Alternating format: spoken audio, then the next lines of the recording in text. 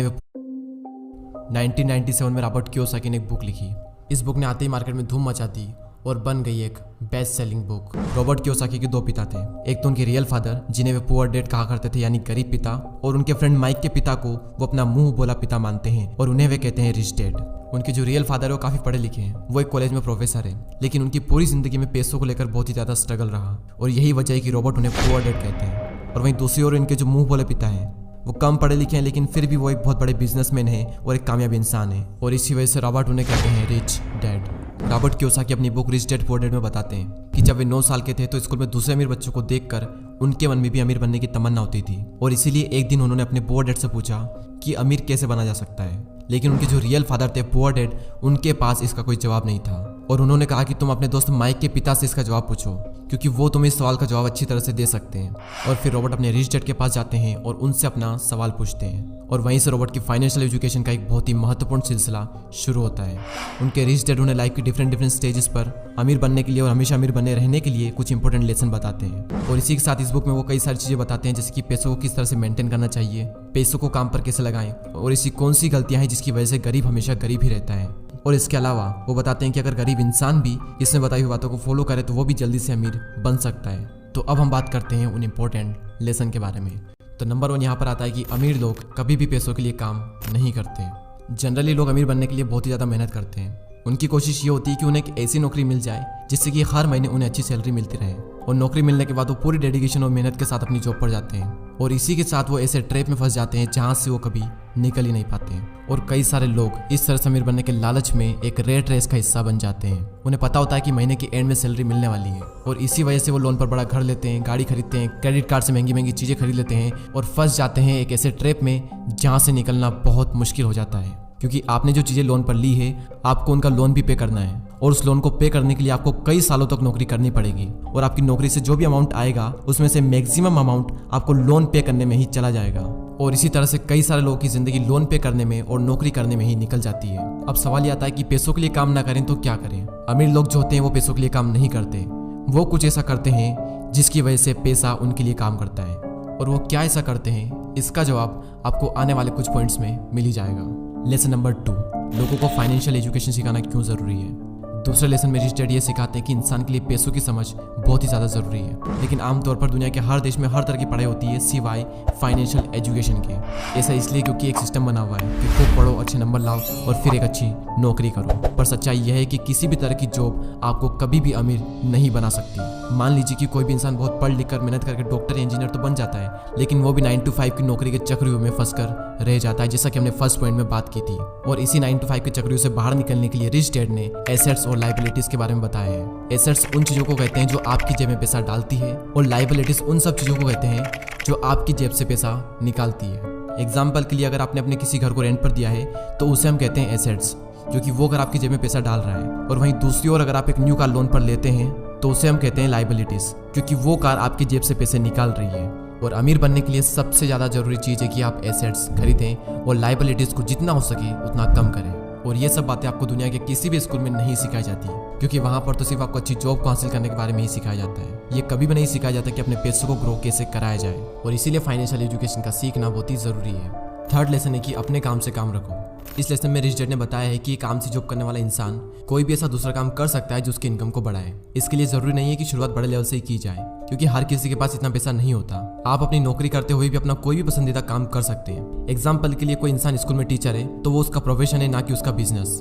उसका अपना काम वो होगा जो वो खुद शुरू करेगा। एक बार मैकडोनल्ड के फाउंडर क्रोक MBA के स्टूडेंट की क्लास में स्पीच दे रहे थे। स्पीच के दौरान क्रोक ने वहां पर मौजूद स्टूडेंट से पूछा कि क्या आपको पता है कि मैं क्या बिजनेस करता हूँ। तो सभी स्टूडेंट ने यही कहा कि आप हैमबर्गर के बिजनेस में हैं, और ये जवाब सुनकर क्रोक को हंसी आ गई। फिर उन्होंने कहा कि मैं हैमबर्गर के बिजनेस में नहीं हूँ, क्योंकि मेरा काम रियल एस्टेट का है। ऐसा इसलिए क्योंकि जब भी कोई मैकडोनल्ड की फ्रेंचाइजीज खरीदना चाहता है तो फिर उसे उस जमीन की खरीदारी भी करनी पड़ती है। तो वहाँ रियल एस्टेट बिजनेस, और आप खुद देख लो आज पूरे वर्ल्ड में मैकडोनल्ड रियल एस्टेट का सबसे बड़ा एम्पायर बनकर खड़ा है। तो रिच डैड रॉबर्ट कियोसाकी को सिखाते हैं कि कैसे आज ज्यादातर लोग बाकी सबके लिए तो काम करते हैं लेकिन खुद के लिए नहीं करते हैं। इसलिए इंसान को चाहिए कि अपना फोकस खुद पर भी करें, लेकिन इसका मतलब ये बिल्कुल भी नहीं है कि आप अपनी नौकरी छोड़ दें। वो तो ये कहना चाहते हैं कि आप अपनी नौकरी के साथ साथ आप अपने एसेट वाले पहलू को भी मजबूत करने पर फोकस करें। नेक्स्ट लेसन यहाँ पर आता है कि सीखने के लिए काम करें, पैसों के लिए नहीं।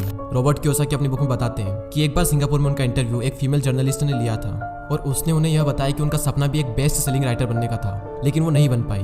उस महिला के लिखने का तरीका काफी अच्छा था और रॉबर्ट ने उसके कई सारे लेख पढ़े भी थे, तो इसलिए रॉबर्ट ने उस महिला को सेल्स ट्रेनिंग का कोर्स करने की राय दी।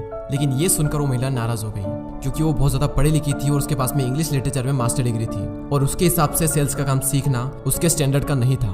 रॉबर्ट कहते हैं कि दुनिया कई सारे पढ़े लिखे स्मार्ट लोगों से भरी हुई है, लेकिन पॉइंट यह है कि पैसा कमाने के लिए सिर्फ टैलेंट की जरूरत नहीं होती। आपको यह पता होना चाहिए कि आप उस टैलेंट को कैसे भुना सकते हो, और जब तक आप ये नहीं जानोगे तब तक आपका सारा टैलेंट बेकार है। और उसी लड़की की तरह कई सारे लोग सीखने के लिए काम नहीं करते। अगर वो महिला सेल्स की ट्रेनिंग सीख ले तो हो सकता है कि वो महिला आने वाले टाइम में बेस्ट सेलिंग राइटर भी बन जाए, लेकिन वो नहीं सीखती है और इसीलिए गरीब हमेशा गरीब ही रहता है और अमीर लोग सीखने के लिए काम करते हैं और सीख करके अमीर और अमीर बन जाता है। रॉबर्ट कियोसाकी बताते हैं कि उनके जो पुअर डैड थे उन्हें हमेशा अपनी नौकरी की चिंता रहती थी, लेकिन उनके जो रिच डैड थे वो सीखने पर ज्यादा जोर देते थे, क्योंकि उनका मानना यह था कि अमीर बनने के लिए जिंदगी में कई सारी चीजें सीखनी पड़ती है और यही इन दोनों में सबसे बड़ा फर्क था। लेसन नंबर 6, रुकावटों और बाधाओं को पार करना।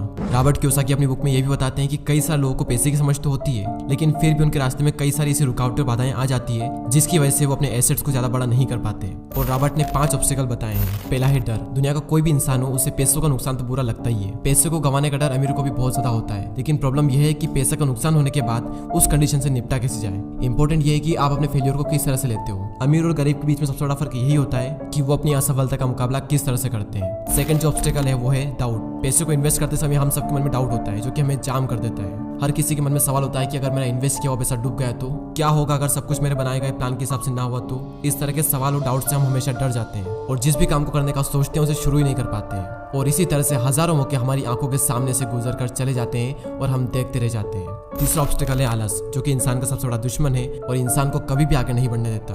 रॉबर्ट कहते हैं कि जो लोग सबसे ज्यादा बिजी होते हैं असल में वही लोग सबसे ज्यादा आलसी भी होते हैं। जिंदगी में हर टाइम पैसों के लिए काम करने वाले लोगों को यह बात समझनी चाहिए कि किसी भी चीज की अति गलत होती है। और अभी रिसेंटली आलस को दूर करने पर भी मैंने एक वीडियो बनाया है, तो अगर उस वीडियो को आपने नहीं देखा है तो प्लीज उस वीडियो को भी जरूर देखें। चौथा ऑब्स्टिकल है बुरी आदतें।